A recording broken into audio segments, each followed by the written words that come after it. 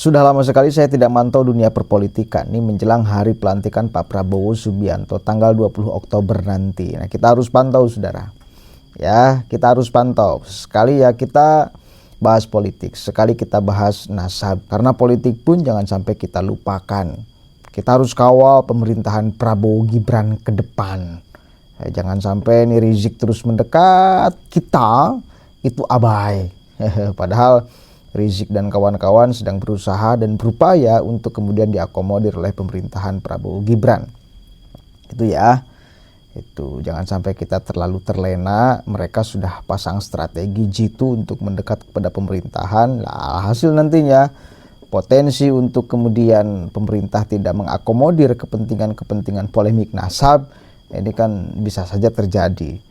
Mereka menggunakan instrumen pemerintah untuk kemudian menghentikan polemik nasab. Nah, ini yang kemudian jangan sampai kita lengah di dalam strategi ini. Ini bagian daripada strategi mereka. Setelah lama saya tidak memantau dunia perpolitikan, ini ada kabar yang mengejutkan. Katanya Anies akan masuk dalam kabinet Prabowo Gibran. Oh, Anies akan masuk kabinet Prabowo Gibran? Serius? Dan ini sudah diangkat oleh Refly Harun. Dan sialnya nggak tahu malu dan nggak tahu diri anak abah. Dia komentar nih di channel Refly Harun. Halo Bang Refly. Bung Refly, saya setuju banget kalau Anies jadi wakil presiden. Itu baru top. Maksudnya opo? Mau menggantikan posisi Gibran digantikan oleh Anies? Serius? Ente nggak tahu malu banget gitu loh. Aneh saya. Nggak punya kaca ya untuk ngaca seenaknya.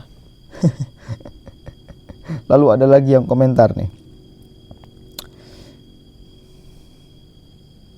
tak mengapa Bang Refly Pak Anies masuk kabinet biar Pak Anies lebih jelas dan diakui manfaatnya. Sayang Pak Anies kalau nggak masuk takut redup kabarnya 2029. Kalau mau nyapres ya nyapres lagi aja.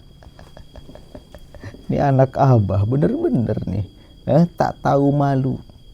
Kemarin bagaimana Anies itu kepada Prabowo Subianto, sekarang ada anak abah yang tidak tahu malu dan tidak tahu diri menyodorkan Anies supaya menggantikan posisi Gibran. Halo.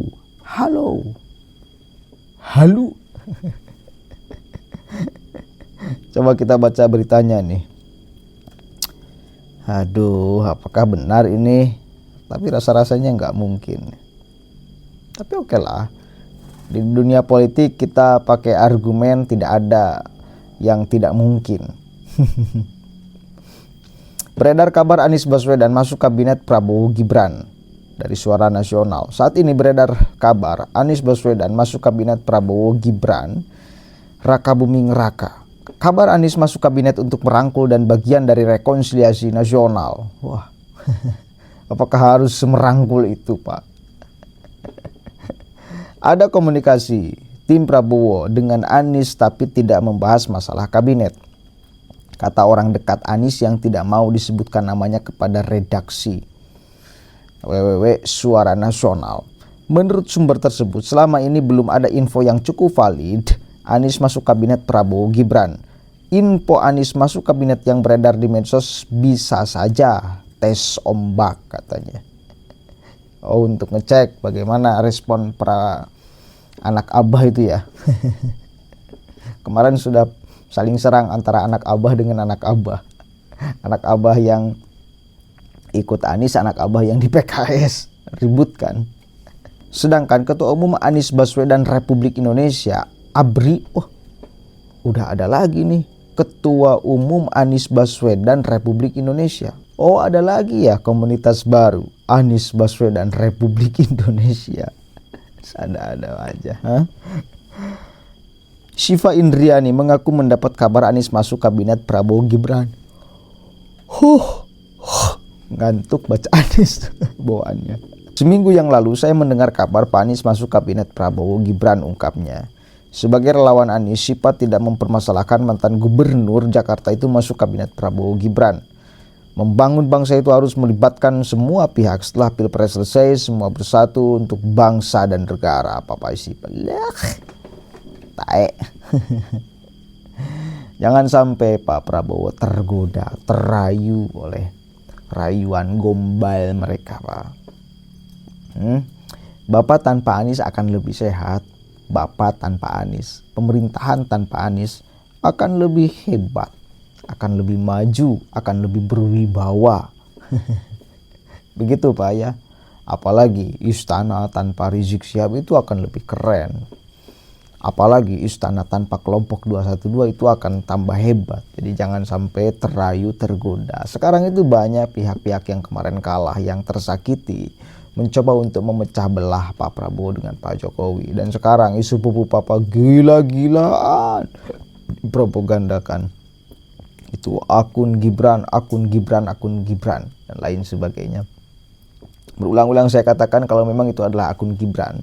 Dan karena di persoalan menghina Pak Prabowo, melecehkan Pak Prabowo dulu ketika 2014, 2017, 2000 ya sekitaran itu ya. Itu wajar. Kenapa? Setimpal loh dengan kemudian penyerangan kepada Pak Jokowi dari pendukung siapa? Prabowo Subianto. Gitu loh. Bahkan lebih sadis, lebih kejam pendukung Prabowo dulu kepada Pak Jokowi. Maka wajar bila anaknya, misal memang ini adalah akun pupu papa milik Gibran dan yang nge-tweetnya itu adalah Gibran, itu saya kira sangat wajar sekali bila kalimat-kalimat itu keluar dari Gibran dulu untuk kemudian mengkritik Prabowo Subianto. Karena sekali lagi namanya politik, dulu kan memang lawan luar biasa. Lagi Pak Prabowo memakai strategi politik Islam kanan untuk kemudian melancarkan menaiki anak tangga menjadi Presiden Republik Indonesia. Tapi alhamdulillah Prabowo nggak jadi gitu loh. Jadi tangga mereka yang mereka sodorkan untuk naik Pak Prabowo itu tangganya bodong Pak. Itu tangganya sudah rusak Pak. Artinya tangga sudah rusak, tidak akan menghantarkan Pak Prabowo kepada presiden. Dan faktanya itu yang terjadi. Dan kemarin ketika Bapak membuang tangga itu dan kemudian ikut dengan Pak Jokowi, rekonsiliasi dengan Pak Jokowi, mendapatkan dukungan penuh dari Pak Jokowi, apa yang terjadi? Selesaikan anak tangga itu menjadi utuh, lalu kemudian menghantarkan Bapak menjadi Presiden Republik Indonesia terpilih. Jadi sesungguhnya ini harus ada kesadaran penuh dari Pak Prabowo Subianto untuk hati-hati dengan kelompok itu Pak. Hati-hati Pak dengan kelompok itu.